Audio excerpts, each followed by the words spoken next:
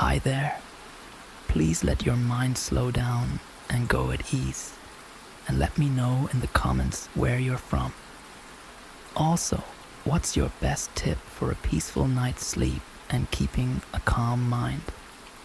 Whether it's a relaxing bedtime ritual, a favorite book, or a mindfulness practice, your advice could be just what someone needs. The chair that rocked by itself. When I inherited my great-aunt's house, I was both excited and slightly uneasy. She had been a peculiar woman, known for her superstitions and mysterious habits, and the house reflected her eccentricity. Her furniture was an assortment of strange antiques, and among them was an old wooden rocking chair that sat in the corner of the parlor. It was a beautiful piece, carved with intricate details, the wood worn smooth from years of use, but something about it gave me chills. My aunt had always been seen sitting in that chair, watching the world outside through the parlor window. Neighbors said she never moved it, that it had stayed in that same spot as long as anyone could remember. When I moved in, I thought about putting it in storage, but something made me hesitate, so I left it where it was. One night, as I was getting ready for bed, I heard a faint creaking sound coming from downstairs.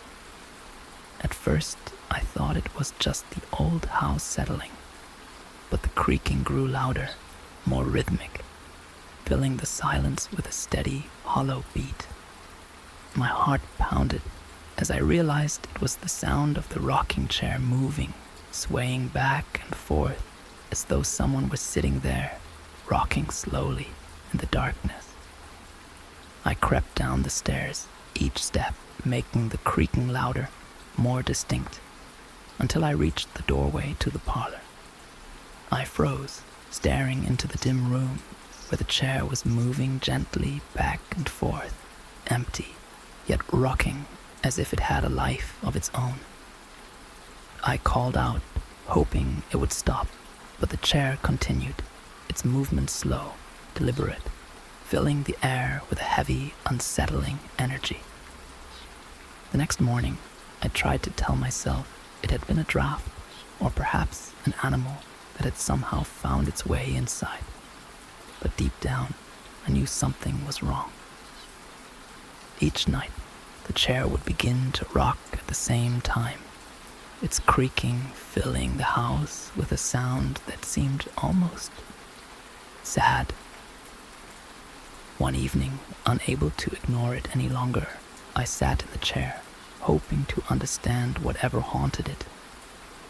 The moment I sat down, a chill washed over me, a cold, suffocating sensation that made my skin prickle. I felt a weight on my shoulders, an invisible presence pressing down, filling me with a sorrow so deep it felt endless.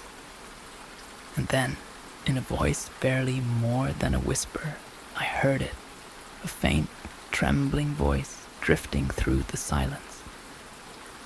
Please, stay. The words echoed in my mind, each one laced with a sorrow so profound it made my chest ache. I sat there, paralyzed, feeling the presence grow stronger, more insistent, as though it were pleading with me, begging me to stay. Finally, unable to bear it any longer, I leapt up, leaving the room, my heart pounding, my hands shaking. The next day, I decided to speak with one of my aunt's old friends, hoping she'd have some insight. Her face grew pale as she spoke, her voice barely more than a whisper. That chair, it was her only companion in the end. She would sit there for hours, watching, waiting. She believed that one day, someone she'd lost would come back to her, that they'd sit in the chair together. Maybe she still waits. Since that night, I've avoided the chair, too afraid of what I might feel. But sometimes, in the stillness of the evening, I hear it rocking, a soft, steady creaking, a reminder of the spirit that lingers, bound to the chair, waiting, hoping for a companion. The light in the attic window.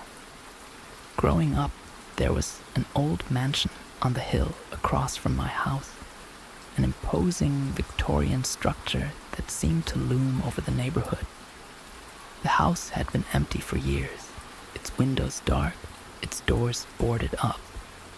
But every so often, we'd see a faint light glowing in the attic window, flickering like a candle. As kids, we'd make up stories about the light, saying it was a ghost who watched over the neighborhood, waiting for someone to help it find peace. But no one ever dared to go inside. The house had been declared unsafe, and the town had plans to demolish it. Still, the light would appear on certain nights, a soft, glowing beacon in the darkness, and each time I saw it, I felt a strange pull, an urge to find out who or what was up there. One evening, just before the demolition was scheduled, I decided to go up to the house.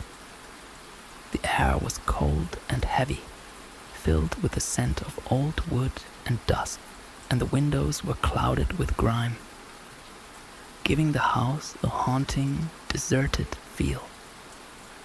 As I approached, I noticed that the light was on, glowing softly from the attic window, illuminating the dark, silent street. I slipped through a broken window, my heart pounding, and made my way up the creaky, winding staircase. The house was silent, each step echoing through the emptiness, filling the air with a hollow sound that made my skin crawl. As I reached the attic, the light grew brighter, casting strange shadows over the walls, illuminating the room with an eerie, pale glow. In the center of the attic was an old brass lamp, its glass cracked, but glowing as though someone had just lit it. I felt a strange, unexplainable sadness wash over me as I approached, my hand trembling as I reached out to touch the lamp. And then I heard it, a faint, soft voice, filled with sorrow, drifting through the silence. "Why did you leave me?" The words filled the attic with a sorrow so deep it made my chest ache, and I felt an overwhelming sympathy, a need to understand, to listen. But as I looked around, the room was empty, silent, the light from the lamp growing dimmer, flickering like a dying candle. I left the attic that night, my mind racing, my heart heavy, unable to shake the memory of the voice. Next morning, I asked one of the older neighbors about the house, hoping she'd have some answers. She looked at me, her expression sad, her voice filled with a soft, haunting sadness. They say the house once belonged to a young couple, a bride who lost her husband in the war. She kept that lamp lit every night, waiting for him to come home. Some believe she's still there, waiting, hoping he'll return to her.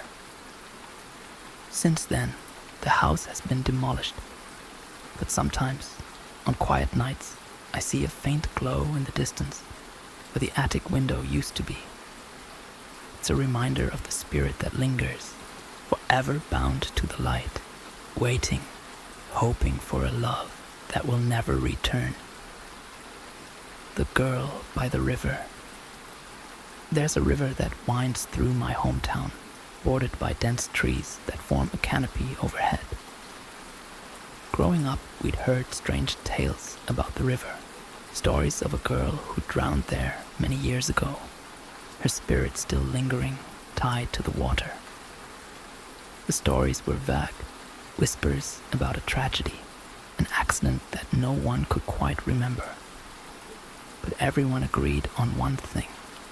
They'd seen her, a pale figure standing by the river's edge, her gaze fixed on the water.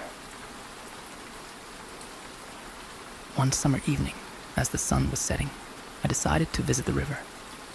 The air was warm, filled with the soft hum of insects, and the water moved slowly, reflecting the fading light. The forest around the river was silent, an unnatural stillness pressing down on me, filling the air with a quiet that felt almost watchful. Just as the last rays of sunlight disappeared, I saw her. She was standing at the edge of the river, her figure barely visible in the dim light. She wore a simple, flowing dress, her long hair loose around her shoulders, and her face was pale, her eyes hollow, filled with a sorrow so deep it seemed endless. She didn't move, didn't react, just stood there, her gaze fixed on something in the water, her expression one of longing. I wanted to call out, to ask if she was all right, but fear held me in place, rooting me to the spot. The girl turned slowly, her gaze shifting to me, and in a voice barely more than a whisper, she spoke. "Help me." The words echoed through the stillness, each one laced with a sadness that seemed to seep into the trees, into the ground, filling the air with a sorrow that felt ancient, timeless. I felt an overwhelming urge to step closer, to reach out, but something deep inside warned me to stay back, to leave, to turn and run. But her gaze held me in place, her eyes filled with a desperation that made my chest ache, and before I knew it, I was standing at the river's edge, staring down into the dark water. Just as I leaned forward, something brushed against my hand, a cold, invisible presence that made my skin prickle. I stumbled back, my heart pounding, and when I looked up, the girl was gone, leaving only silence and the soft ripple of the river. The next day, I asked my grandmother about the girl, hoping she'd have an answer. She looked at me, her face pale, her voice barely a whisper. They say she was a young woman, waiting for her lover who never came. They found her by the river, but her spirit never left. She's still there, waiting, hoping someone will bring her peace. Since that evening, I haven't returned to the river. But sometimes, at dusk, I see her. Just a faint figure standing at the water's edge, her gaze fixed on the river. A reminder of the spirit that lingers, bound to the place where her heart was broken. The bells in the fog. There's a church at the edge of town, a tall Gothic structure with a bell tower that stretches into the sky. It's been abandoned for years, its windows dark, its doors locked, but on certain foggy nights you can hear the bells ringing, filling the air with a haunting, mournful sound that echoes through the empty streets. People say it's haunted, that the bells ring for the spirits who are never able to leave. One autumn evening, as a thick fog settled over the town, I heard the bells, their tone deep and sorrowful, drifting through the mist. The sound was soft at first, barely audible, but it grew louder, more insistent, filling the air with a haunting, echoing melody that made my chest ache. Drawn by the sound, I made my way through the fog, the church looming ahead like a shadow in the mist, its bell tower dark and silent. As I approached, the bells continued, their tone filled with a sadness so deep it seemed to seep into the air, into the ground, filling the mist with a heavy, oppressive sorrow.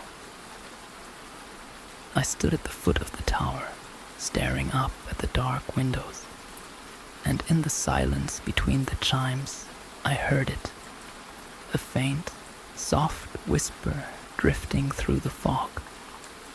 Come inside. The words were barely more than a breath, each one filled with a longing that felt endless, and I felt a strange pull, an urge to enter the church, to climb the bell tower, to understand the sorrowful plea that lingered in the air. But fear held me in place, and just as I was about to turn away, I saw a figure. A man standing in the doorway, his face hidden in shadow, his posture rigid, as though waiting for me. I froze, my heart pounding, watching as the man stepped forward, his gaze unchanging, his expression filled with a sadness that seemed endless. He raised a hand, beckoning, his voice barely audible as he whispered, "Please, set us free." The words sent a chill down my spine, and I backed away, my mind racing, my pulse pounding as the bells continued, each chime echoing through the mist, filling the air with a sorrowful, hollow tone. The man's figure faded into the fog, leaving only silence and the faint sound of my own breathing. The next day, I asked an old neighbor about the church, hoping he'd have an explanation.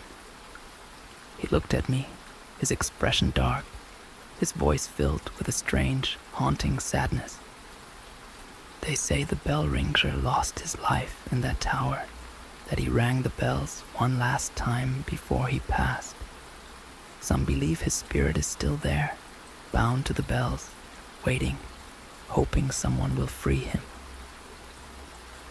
Since that night, I avoid the church, but sometimes, in the early morning mist, I hear the bells, faint but constant, a reminder of the spirit that lingers, bound to the tower, waiting for someone to set him free.